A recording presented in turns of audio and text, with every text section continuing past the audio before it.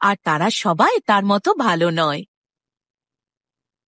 Bounty তো মনের আনন্দে জঙ্গলে আছে, কিন্তু একজন তার উপর সব সময় নজর রাখছিল, টিমি নামের একটা শেয়াল।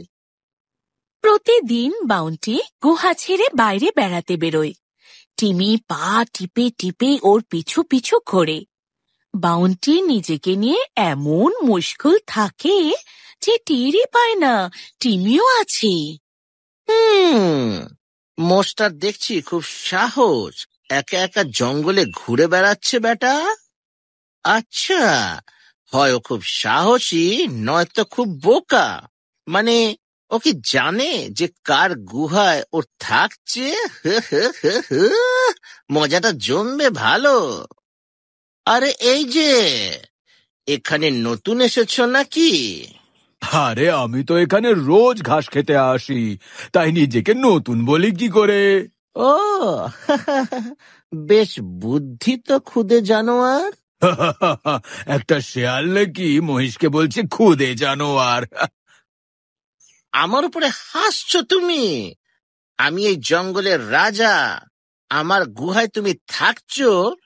এখানে সব জন্তু আমার দয়ায় বেঁচে আছে। তুমি থাকতে চাইলে আমার কাছে মাথা নত করে থাকতে হবে, বুঝতে পারলে?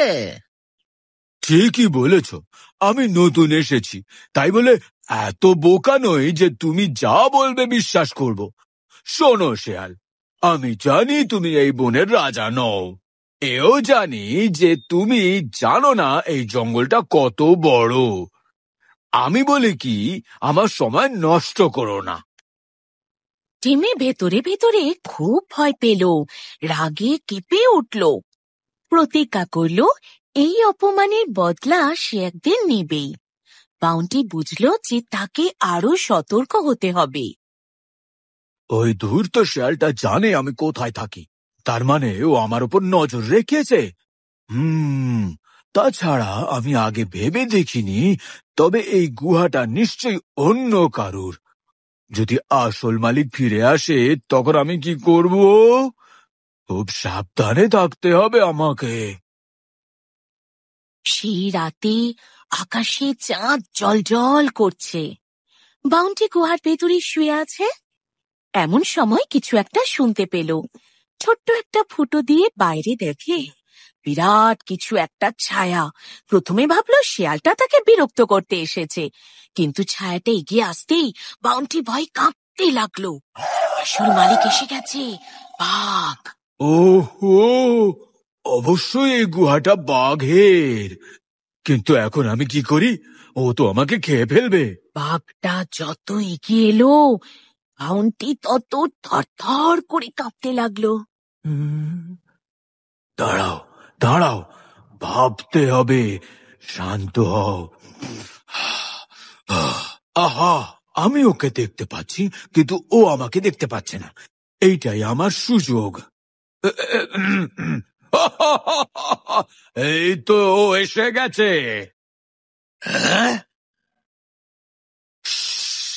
আরে কি করছো কি? ও আমাদের কথা শুনে ফেলবে। ও তাই তো, ভুল হয়ে গেছে। কিন্তু ওকে দেখে কি সুস্বাদু লাগছে। তোমাকে বলিনি এখানে যে থাকে সে এতটাই বড় যে আমাদের দুজনেরই পেট ভরে যাবে। ঠিক আছে, তুমি ঠিক বলেছ। আজকের রাতের খাবারের ব্যবস্থা হয়ে গেল। একদম। এই শুনে বাঘ ভয় পেয়ে গেল। কে? কারা এই জন্তুগুলো? ও থেমে গেল কেন? অনেক সময় নিচ্ছে, আর আমার খুব খিদে পেয়েছে। তুমি বরং বাইরে গিয়ে ওর উপর ঝাঁপিয়ে পড়ো। আমাদের দুজনের সঙ্গে ও একা পারবে না। বুদ্ধিতে কাজ হলো। আর কিছু না ভেবে বাঘ এক লাফে ওখান থেকে হাওয়া। বাউন্টি হাঁপ ছেড়ে বাঁচলো। এখন সে জানে যে কোনো পরিস্থিতিতে মাথা ঠান্ডা রাখাটা কতটা জরুরি।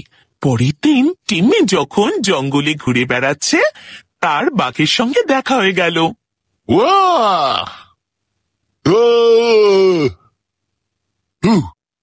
তুমি তো আমাকে ভয় পাইয়ে দিয়েছিলে। ভয়? দাঁড়াও, আমি ভয় পাইয়ে দিলাম, কিন্তু তুমি তো বাঘ। হ্যাঁ হ্যাঁ, আমি জানি আমি এই জঙ্গলের বড় বেড়াল, কিন্তু তুমি বোকা যদি ভাবো যে আমার থেকে বড় আর ভয়ানক জন্তু আর এখানে নেই। কাল রাতেই এরকম দুজনের সঙ্গে দেখা হয়েছে। ওরা আমার গুহা দখল করে রেখেছে। এখন নতুন আস্তানা খুঁজতে হবে আমায়। দাঁড়াও, কি? তোমার গুহায় যে আছে সে তোমার থেকে বড় আর ভয়ানক? আমার সঙ্গে ইয়ার কি করছো নাকি তুমি? হ্যাঁ, ও তো একটা মহিষ, আর তুমি দুজন আছে বলছো কেন? একটাই মোষ তো ওখানে থাকে। আমাকে বোকা ভেবেছো যে মোষ দেখে পালাবো? ওখানে বিশাল দুটো প্রাণী আছে, বিশাল প্রাণী। হ্যাঁ, আমি জানি না আসলে ওরা কারা বা কি। আমি গুহার ভেতরে ঢুকিনি, ওদের গলা শুনেছি। ওরা আমাকে মারতে আসছিল। ওরা আসার আগেই আমি পালিয়েছি।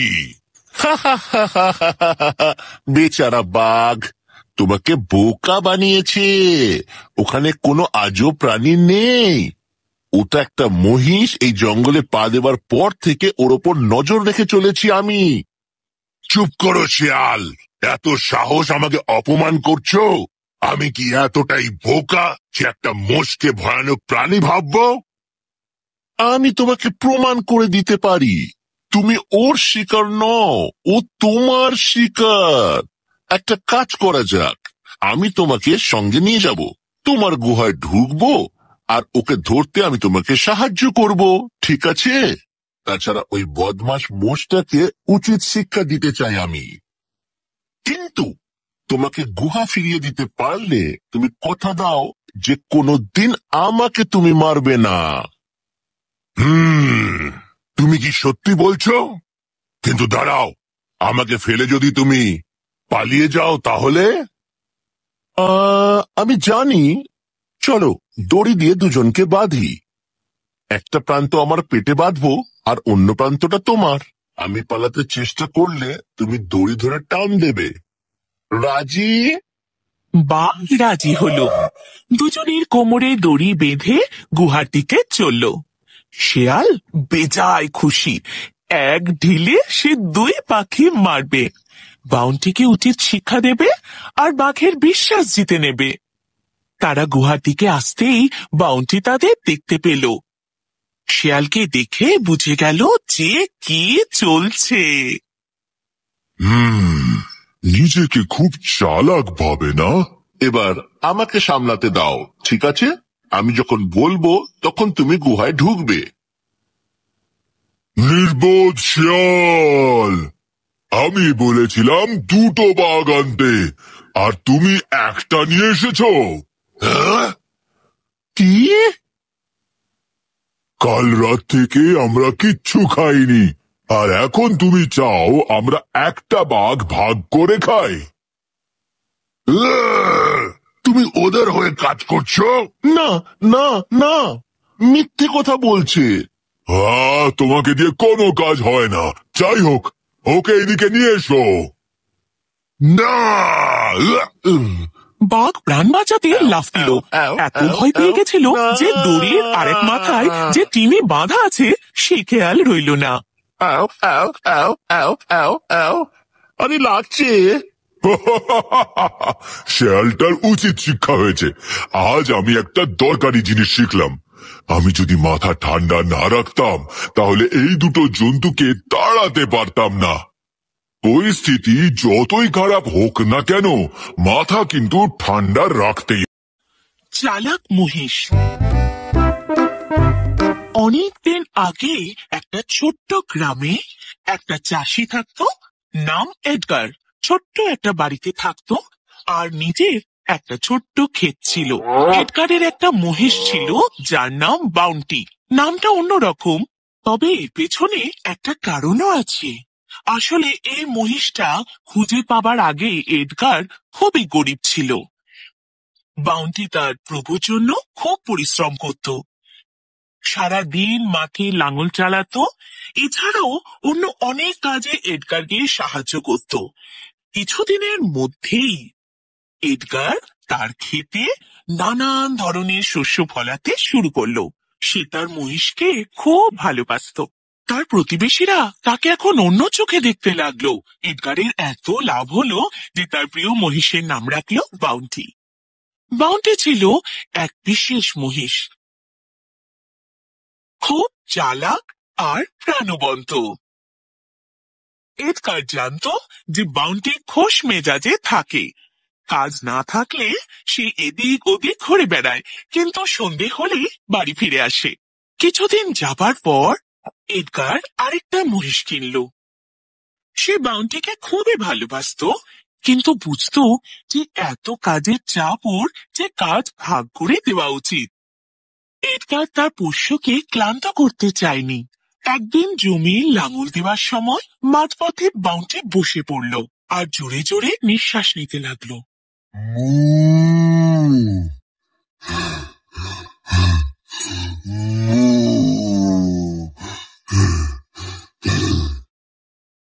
ও বাউন্টি।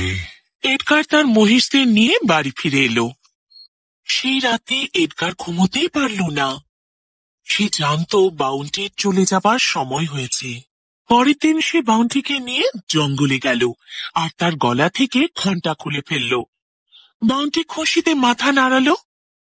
বাউন্টি, তুমি খুব ভালো মহিষ। তোমার ঋণ আমি কোনোদিন শোধ করতে পারবো না। তোমাকে আর কাজ করতে হবে না। তুমি এখন স্বাধীন। সব সময় তোমার কথা মনে পড়বে বন্ধু। যাও বন্ধু, চারিদিকটা ঘুরে দেখো।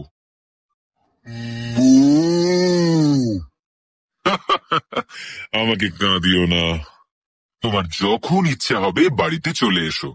রাস্তা তো তুমি চেনো। বাউন্টির প্রভুকে ছেড়ে যেতে কষ্ট হচ্ছিল, কিন্তু সামনে কি আছে দেখার জন্য সে উদ্গ্রীব হয়েছিল। তাজা হাওয়ায় হেলতে দুলতে সে এগিয়ে চলল। নির্ভয়ে জঙ্গলের মধ্যে ঘুরে বেড়ালো। নদী থেকে জল খেয়ে ফেরার পথে পেট ভরে ঘাস খেলো। এর মধ্যে সূর্য অস্ত গেল, অন্ধকার নেমে এলো। বাউন্টি থাকার মতো নিরাপদ জায়গা খুঁজতে লাগলো, আর সে পেয়েও গেল।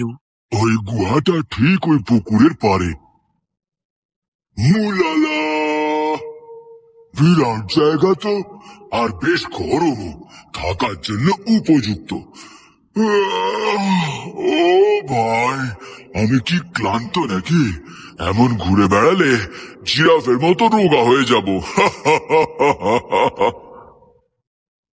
বাউন্টি ওই গুহায় থাকতে লাগলো। পুকুরে পরিষ্কার জল খেত, আশেপাশে চড়ে বেড়াতো আর ভেতরে আরামসে ঘুমোতো। এইভাবে দিন যেতে লাগলো। বাউন্টির জঙ্গলের এই জীবন ভালো লাগতে শুরু করলো, কিন্তু সে ছিল গৃহপালিত পশু, তাই খুবই শান্ত আর সিধে সাদা। সে জানতো না যে জঙ্গলে আরো অনেক জন্তু জানোয়ার থাকে।